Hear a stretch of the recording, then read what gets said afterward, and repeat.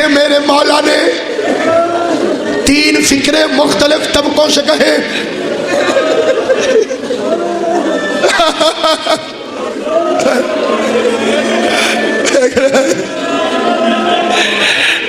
پہلے مردوں سے کہا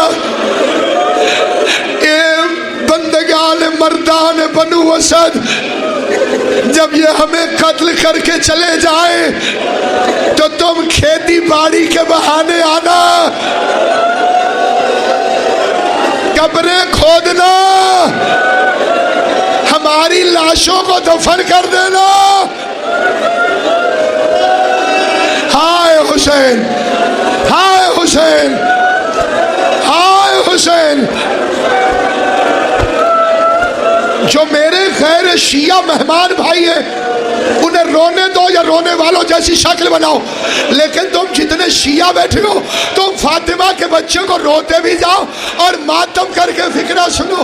تیری غربت میں کائنات قربان، تم چلے آنا، کھیتی باڑی کے بہانے سے ہماری لاشوں کو دفن کر دینا.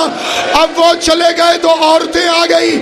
عورتوں سے حسین نے کہا میں فاطمہ کا بیٹا ہوں، میں زینب کا بھائی ہوں، اگر تمہارے مرد نہ آئے تو تم پانی بھرنے کے بہانے سے آنا، گڑھے کھودنا اور ہماری لاشوں کو گڑھوں میں دفنا دینا. مردوں سے کہا تھا قبریں کھودنا، عورتیں قبریں نہیں کھود سکتی، کہا گڑھے کھودنا.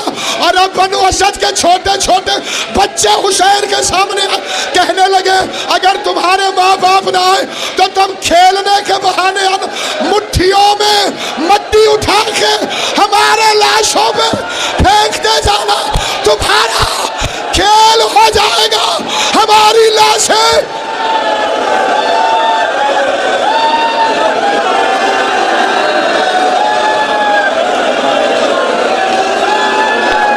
تمہارا کھیل ہو جائے گا، ہماری لاشیں دفن ہو جائیں گی.